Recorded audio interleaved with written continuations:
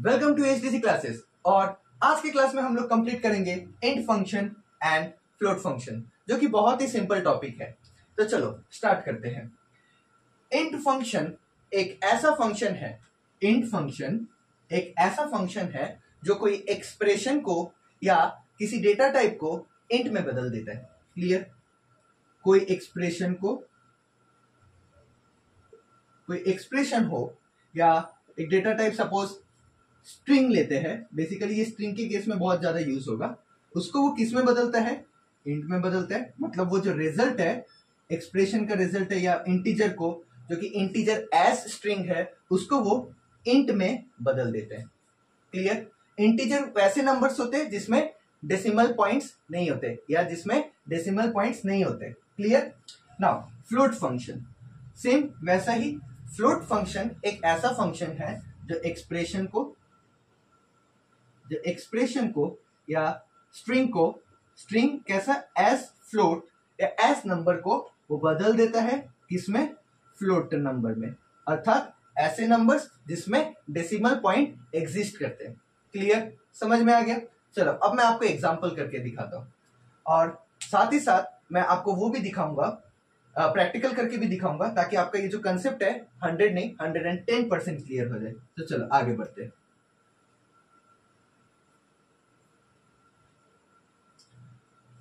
मैं स्टार्ट करता हूं इंट फंक्शन के साथ।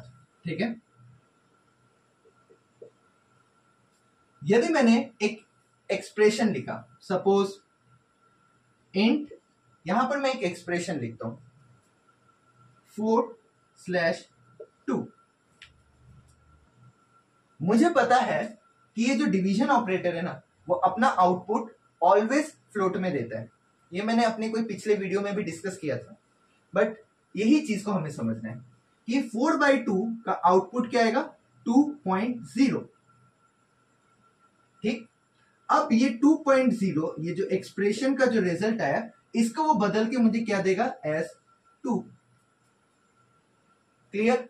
अब ये जो एक सिंपल एक्सप्रेशन है, ठीक है, कुछ कॉम्प्लेक्स एक्सप्रेशन भी अगर हम कंसीडर करें और उसका रिजल्ट इवैल्यूएट होके डेसिमल पॉइंट अर्थात फ्लोट नंबर में आ रहा है, फ्लोटिंग पॉइंट नंबर में आ रहा है, तो वो उस रिजल्ट को, उस पर्टिकुलर रिजल्ट को बदल के किस में करेगा? इंटीजर में करेगा। तो ये तो एक्सप्रेशन के केस में हुआ कंसीडर। अब हम लोग स्ट्रिंग के केस में कंसीडर करते हैं। क्लियर? ये सिंपल था। चलो अब आगे बढ़ते हैं। अब आप सोच रहे होंगे कि मैंने एक सिंपल एक्सप्रेशन लिया है, बट पॉइंट यही है, the end result will be an integer number। Expression evaluate होके अगर फ्लोटिंग पॉइंट नंबर दे रहा है, तो वो फ्लोटिंग पॉइंट नंबर बदल के इंटीजर नंबर में चेंज हो जाएगा, जिसको हम बेसिकली क्या बोलते हैं? टाइप कास्टिंग बोलते हैं। इस पर्टिकुलर टॉपिक पर भी मैं अलग सा वीडियो बनाऊंगा, implicit type casting, explicit type casting क्या होता है। तो चिंता करने का कोई बात नहीं, बट अभी के लिए बस इतना समझते हैं कि वो एक डेटा टाइप को दूसरे डेटा टाइप में बदल रहे हैं। मतलब वो फ्लोट में था, अभी वो फ्लोट से इंटीजर में आ गया।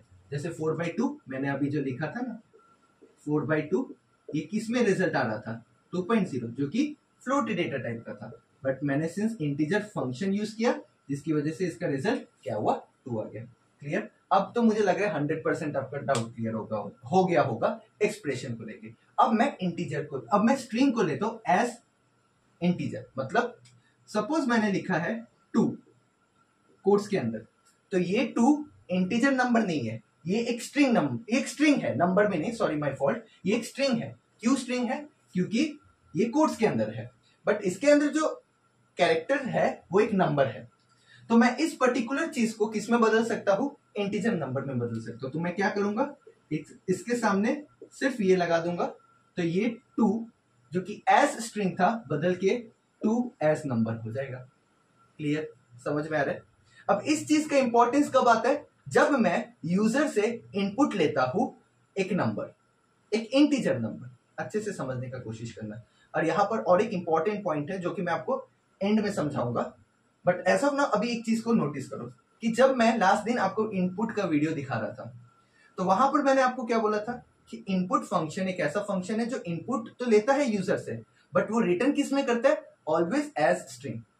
तो मतलब अगर वो एक नंबर भी ले, तो वो एज स्ट्रिंग ही आएगा। क्लियर? तो मैं आपको एक करके दिखा रहा हूं, कोई बात नहीं। तो यदि मैंने लिखा num1, और मैंने यहां पर लिखा है इनपुट,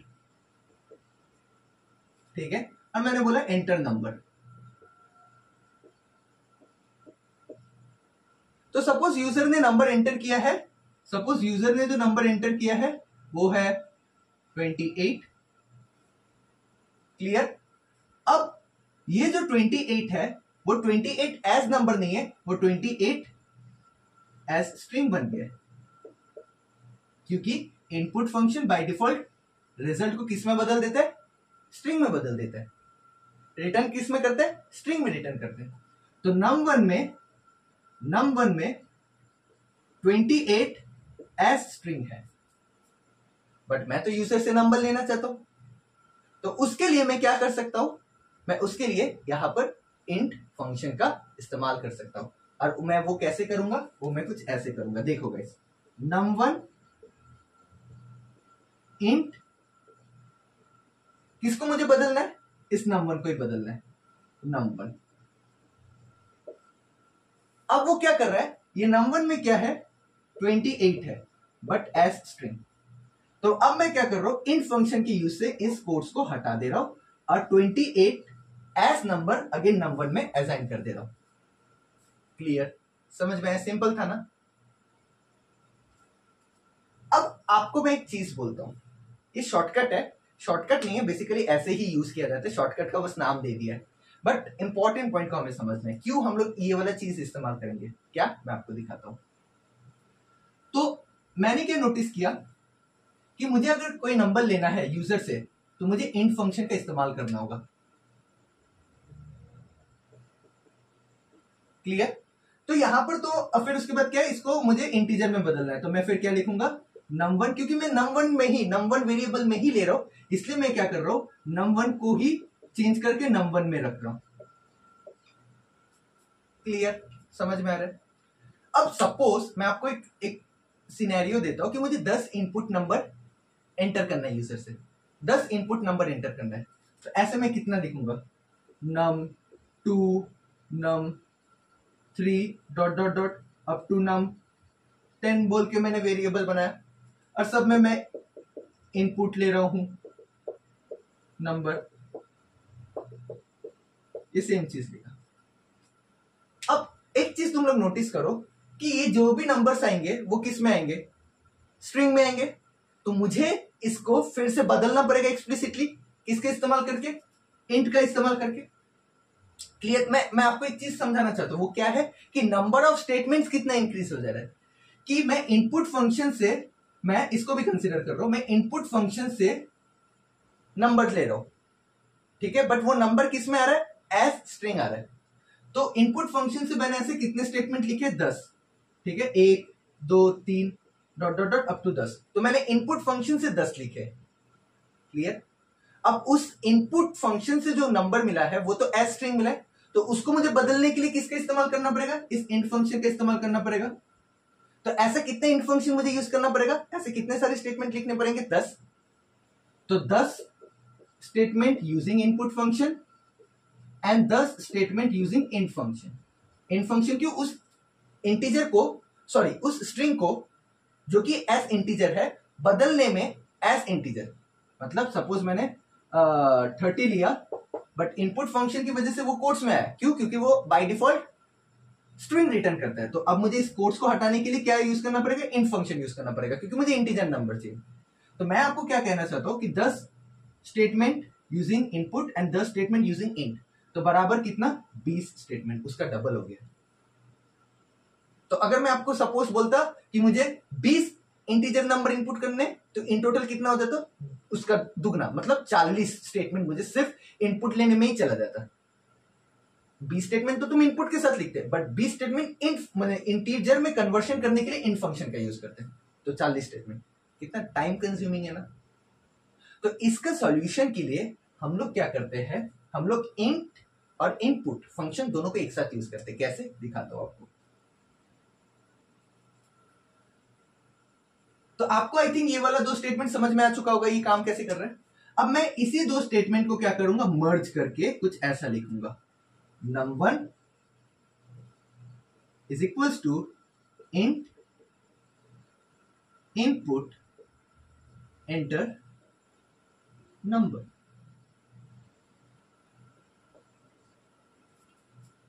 तो इससे क्या हो रहा है, इससे बेसिकली क्या हो रहा है कि मैं जो चीज मैं 2 स्टेप में कर रहा था या 2 इंस्ट्रक्शन के इस्तेमाल लेकर कर रहा था, अभी वही सेम चीज को मैं एक इंस्ट्रक्शन का यूज से कर ले रहा हूं। मतलब आप बोल सकते हो कि मैंने इसे शॉर्टकट में कुछ ऐसा लिखा, बट ये एक्चुअली शॉर्टकट नहीं है, यही ऐसे ही लिखते हैं। क्यों? क्योंकि ऑब्वियसली मैं क्यों फालतू का अपने स्टेटमेंट को बढ़ाने जाऊं। आपको समझ में आ रहा होगा आई थिंक मैं क्या समझाना चाहता हूं। क्लियर? अब कि ये काम कैसे कर रहे हैं, सेम जैसे यहां पर कर रहा था वैसे ही कर रहे हैं, बट एक स्टेप में हो जा रहा है। यहां पर जो मैं 2 स्टेप लिख रहा हूं वो एक स्टेप में हो जा रहा है। कैसे? पहले ये इनपुट तो ले रहा है यूजर से एज स्ट्रिंग, तो मतलब सपोज एक नंबर फिर से लेता हूं 15, बट वो 15 किसमें है, विद इन कोट्स, मतलब वो स्ट्रिंग है। अब इस स्ट्रिंग को हटाने के लिए, इस कोट्स को हटाने के लिए मैं किसका इस्तेमाल कर रहा हूं, इंटीजर। तो ये कोट्स हट जाएगा और ये 15 डायरेक्टली नंबर में आ जाएगा। क्लियर? और यही सेम अप्रोच मैं किसके लिए इस्तेमाल करूंगा, फ्लोट फंक्शन के लिए भी इस्तेमाल करूंगा। क्लियर ना? मतलब क्या, मैं फ्लोट और इनपुट दोनों एक साथ लिखूंगा। तो मतलब सपोज मैं फ्लोट नंबर इनपुट लेना चाहता हूं, तो देखो एक चीज दूसरे से रिलेटेड है। कंप्यूटर साइंस में यही होता है, अगर आपको एक कंसेप्ट को समझना है तो उसके जितने इंटर रिलेटेड कंसेप्ट है, अगर वो स्ट्रांग हो तो आप बाय डिफॉल्ट कंसेप्ट को समझ जाओगे। इसलिए गाइस मैं आपको बार बार बोल रहा हूं कि यदि आप मेरे वीडियोस को देख रहे हो तो स्टार्टिंग से देखो, क्योंकि मेरा हर एक वीडियो एक दूसरे के साथ लिंक्ड है। यहां पर जैसे इनपुट फंक्शन लिंक्ड है, यदि आपको इनपुट फंक्शन ही ना पता हो तो आप कैसे करके ये चीज को समझ पाओगे। तो गाइस ये मेरा आपसे रिक्वेस्ट है कि यदि आप मेरे वीडियो को देख रहे हो, यही फर्स्ट वीडियो देख रहे हो, तो गाइस आप स्टार्टिंग से देखो तो आप अच्छे से समझ पाओगे। और मैं गारंटी दे रहा हूं, गारंटी एकदम डैम श्योर, अगर आप स्टार्टिंग से देखोगे ना आप बहुत ही अच्छा स्कोर करोगे। स्कोर नहीं, आप अपने कंसेप्ट को क्लियर करके दूसरों को भी समझा पाओगे, ये मेरा गारंटी है, डैम श्योर। चलो बढ़िया, अब आगे बढ़ते हैं। अब क्या है कि सपोज मैं दूसरा नंबर ले रहा हूं बट एक फ्लोट नंबर है, तो मैं क्या करूंगा, सेम फ्लोट, फिर यहां पर मैं लिखूंगा इनपुट एंटर। तो सपोज उसने एक फ्लोट नंबर एंटर किया, सपोज 28.9, बट 28.9 किस में आएगा, विद इन कोट्स। और इस कोट्स को हटाने के लिए मैं फ्लोट फंक्शन यूज कर रहा हूं, तो मैं ये क्या हो जाएगा 28.9 एज फ्लोट नंबर, जो कि num2 में जाकर असाइन हो जाएगा। क्लियर? समझ में आ रहा है? अब मैं जो एक पॉइंट बोला था ना, मैं आपको जो एक पॉइंट बोला था जो कि मैं आपको समझाऊंगा, वो बहुत इंपॉर्टेंट पॉइंट अभी यहां पर समझते हैं गाइस। तो हमारे पास दोनों स्टेटमेंट लिखे हुए अच्छे से, यहां पर एक बार मैं क्लियर कर दूंगा, और क्यों उसको भी मैं आपको समझा दूंगा। तो सपोज मैंने ये वाला स्टेटमेंट लिखा है, num1 int input enter a number। यदि मैं यहां पर एक ऐसा नंबर इनपुट दे रहा हूं जो कि एक्चुअली फ्लोट है, मतलब मैंने यहां पर लिखा है 28.9, बट ये 28.9 इनपुट फंक्शन किस में देगा, विद इन कोट्स में देगा, क्योंकि वो स्ट्रिंग में बदल देता है। बट इंट फंक्शन इस 28.9 को इंट में बदल नहीं पाएगा, और वो डायरेक्टली आपको क्या करेगा, एरर थ्रो कर देगा। क्यों? एक 2 मिनट बाद समझा रहा हूं, आप समझ ना मैंने क्या बोला कि ये सपोज यूजर ने एक नंबर एंटर किया है, मैं कंसीडर कर रहा हूं कि वो एक वैलिड नंबर एंटर कर रहा है, एक स्ट्रिंग नहीं, मतलब एक वर्ड नहीं एंटर कर रहा है, जैसे कोई नाम या कुछ भी, वैसे कुछ अदर देन नंबर एंटर नहीं कर रहा, वो नंबर ही एंटर कर रहा है। क्योंकि अगर अदर देन नंबर एंटर करेगा तो बाय डिफॉल्ट एरर लेना ही है, आपको एरर खाना पड़ेगा, बट मैं कंसीडर कर रहा हूं कि वो नंबर एंटर कर रहा है। तो सपोज उसने 28.9 एंटर किया जो कि एक वैलिड नंबर है, बट ये जो इंट फंक्शन है इस 28.9 विद इन कोट्स जो कि स्ट्रिंग है उसको वो इंट में बदल नहीं सकता, और जिसकी वजह से वो क्या कर देगा, एक एरर थ्रो आपको कर देगा। क्लियर? समझ में आया? अब चलो इसके केस को कंसीडर करते हैं, जब मैं फ्लोट को कंसीडर कर रहा हूं। तो सपोज फ्लोट फंक्शन इस्तेमाल हुआ है और जो नंबर इनपुट हुआ है सपोज वो 28 है, तो ये एक इंटीजर नंबर है। क्लियर? तो फ्लोट फंक्शन क्या करता है, इसको ये जो 28 विद इन कोट्स आया है उसको वो बदल के कोट्स को तो हटाएगा, साथ ही साथ एक .0 लगा के num2 को दे देगा, बट जो कि इंट के केस में नहीं हो रहा। मतलब क्या, इंट फंक्शन फ्लोट नंबर को विद इन कोट्स में जो है उसको बदल नहीं पा रहा। मैं बार बार विद इन कोट्स क्यों बोल रहा हूं, क्योंकि वो एक्सप्रेशन को बदल देगा, एक्सप्रेशन के नंबर को वो बदल देगा, बट यदि वो स्ट्रिंग में आ रहा है तो उसको वो बदल नहीं पा रहा। और फ्लोट के केस में यदि वो एक फ्लोट नंबर है तो वो तो काम कर रहा है, बट यदि उसको एक इंटीजर नंबर में मिले विद इन कोट्स तो उसको एग्जीक्यूट कर दे रहा है, मतलब वो उसे बाय डिफॉल्ट फ्लोट में बदल दे रहा है। बट ये इंट फंक्शन जो है वो 28.9 मेरे केस एग्जांपल के तौर पर जो कि एक स्ट्रिंग में है, उस स्ट्रिंग को वो इंटीजर में बदल नहीं पा रहा।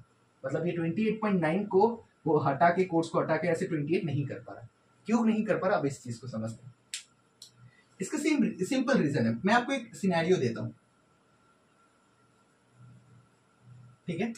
मेरे पास दो बाउल है, एक बड़ा बाउल है और एक छोटा बाउल है। क्या मैं इस छोटे बाउल को इसके अंदर रख सकता हूं? हाँ, ऑब्वियसली आराम से रख सकता हूं, चला जाएगा।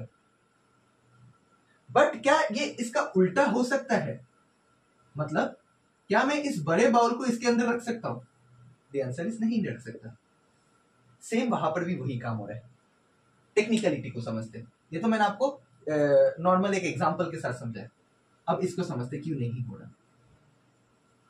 एक्चुअली क्या होता है कि ये जो फ्लोट फंक्शन है ना, वो ज्यादा मेमोरी बाइट्स खाता है,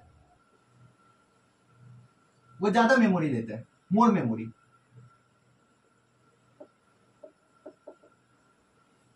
क्लियर? तो मतलब बड़ा बाउल। और ये जो इंट फंक्शन है वो फ्लोट के कंपैरिजन में कम खाता है, मतलब मेमोरी फ्लोट की कंपैरिजन में कम मेमोरी खाता है। सपोज ये 4 बाइट्स का है, ठीक है, तो इंटीजर जो है 2 बाइट्स खा रहे हैं, तो मतलब छोटा बाउल। तो मैं ऑब्वियसली 2 बाइट्स को 4 बाइट्स में आराम से कन्वर्ट कर सकता हूं, तो मतलब मैं इस छोटे बाउल को इसके अंदर रख सकता हूं। बट इसका जो उल्टा है वो काम नहीं कर पा रहा। मतलब क्या, मैं इस बड़े बाउल को इसके अंदर नहीं रख पा रहा, मतलब मैं 4 बाइट्स को 2 बाइट्स के अंदर कन्वर्ट नहीं कर पा रहा।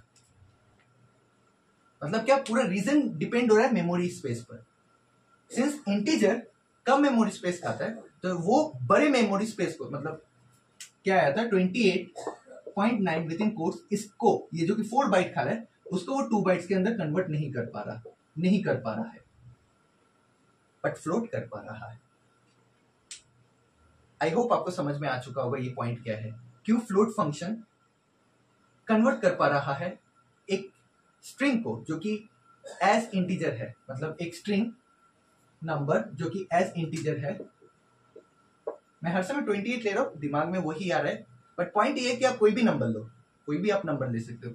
28 विद इन कोट्स अगर मैं फ्लोट फंक्शन यूज करूं, फ्लोट फंक्शन यूज करो तो ये काम कर जाएगा, 28.0 दे देगा, बट इंटीजर नहीं कर पाएगा। मतलब इंट को अगर मैं 28.9 दूं तो ये आपको एरर दे देगा। क्लियर ना गाइस? आपको समझ में आ रहा है ना? सिंपल है या टफ है? बहुत ही सिंपल है, ठीक है। तो चलो अभी हम लोग इसका प्रैक्टिकल करते हैं और उसके बाद इस कंसेप्ट को 100 नहीं 110% क्लियर कर देते हैं, और उसके बाद ये वीडियो को भी फुल्ली कंप्लीट कर देते हैं। चलो गाइस, तो लैपटॉप में बैठते हैं। सो हम लोग अभी अपने कंप्यूटर में बैठ चुके हैं प्रैक्टिकल के लिए। तो अभी हम लोग, मैं पहले आपको एक्सप्रेशन करके दिखाता हूँ। तो सपोज मैंने इंट फंक्शन यूज़ किया है और मैं एक एक्सप्रेशन लिखता हूँ 45/2 × 7 और -6। तो ये करने से पहले ना, पहले इसका इस एक्सप्रेशन से आउटपुट क्या आएगा पहले उसको देखते हैं। Ctrl+C और इसको हटाता हूँ और इसको रखता हूँ। तो जब मैं एंटर करूँगा तो देखो मुझे क्या मिल रहा है, 151.5 मिल रहा है, ठीक है, 151.5 मिल रहा है। अब मैं इंट फंक्शन यूज़ करता हूँ और इसी सेम एक्सप्रेशन को रखता हूँ। तो देखो गाइस मुझे आउटपुट क्या मिल रहा है, 151। तो क्या हुआ कि ये जो एक्सप्रेशन था 45/2 × 7 -6, एक रैंडम एक्सप्रेशन लिया जिसका रिजल्ट मुझे क्या मिल रहा है, 151.5।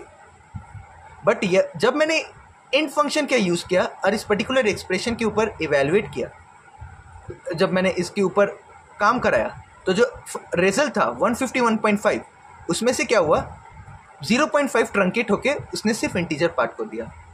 क्लियर? इतना डन। सेम फ्लोट के लिए भी, अगर मैं कुछ भी एक्सप्रेशन लिखूँ वो बाय डिफ़ॉल्ट मुझे फ्लोट में देगा।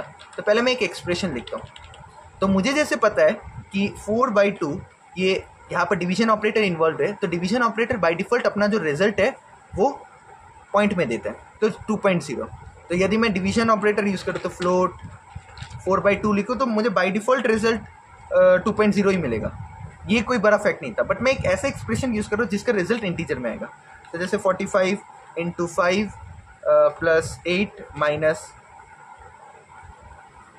8, तो इसका जो रिजल्ट है वो देखो 225 आ रहा है।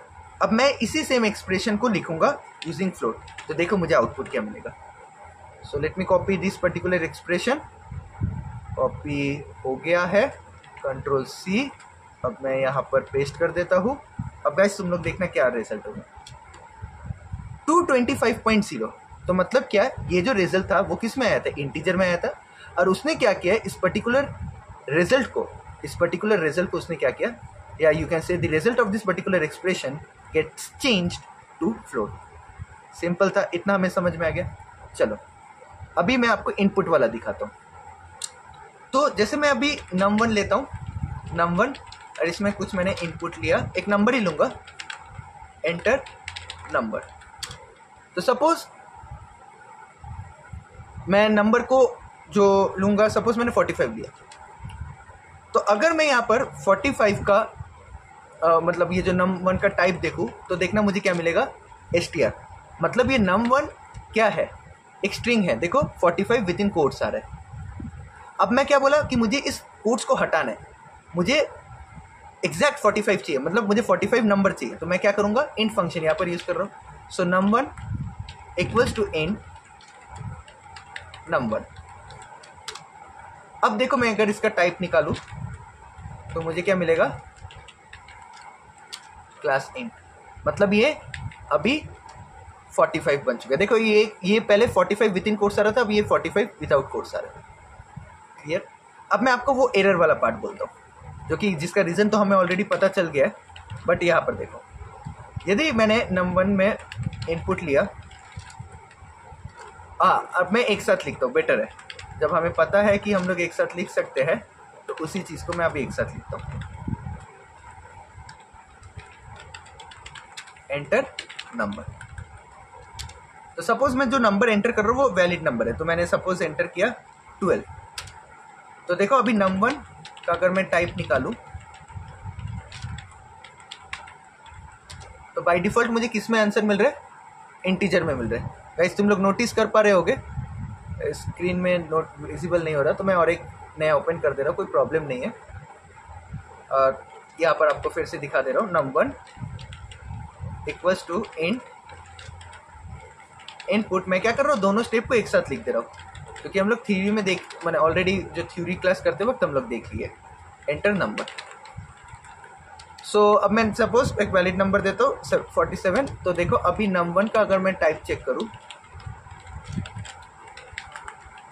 तो देखो क्लास इंट मिला है।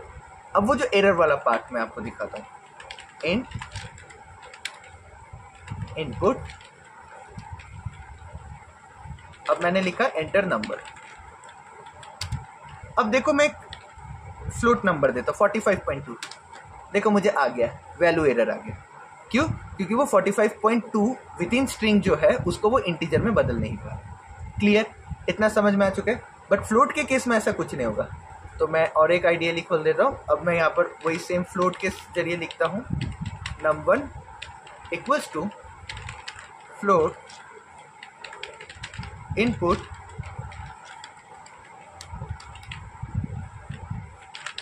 Enter number. तो सपोज मैं एक वैलिड नहीं, मतलब मैं एक नंबर दे रहा हूँ जो कि फ्लोट है, तो 45.2। तो अगर मैं num1 को देखूँ तो मुझे 45.2 मिल रहा है विदाउट कोट्स। ये समझ में आ गया क्यों विदाउट कोट्स मिल रहा है। अब देखो अगर मैं num1 लिखा और फ्लोट यूज़ किया, बट मैं जो इनपुट दूंगा वो एक इंटीजर नंबर होगा, एंटर नंबर। तो सपोज मैंने लिखा 13, तो 13 तो एक इंटीजर नंबर है। देखो ये मुझे एरर नहीं दिया, बट उसने 13 को क्या कर दिया, 13.0 कर दिया। ऐसे मैं आपको यही समझाना चाह रहा था। तो आप देखो हम लोग प्रैक्टिकल में भी देख चुके हैं और थ्योरी में भी हमें समझ में आ चुका है ये रीज़न क्या है। सो यही था इंट और फ्लोट फंक्शन के ऊपर। तो गाइज आई होप आपको ये वीडियो पसंद आया होगा, आपको समझ में आ चुका होगा। तो आज के लिए सिर्फ इतना ही रखते हैं। मिलते हैं नेक्स्ट वीडियो में। Thank you very much.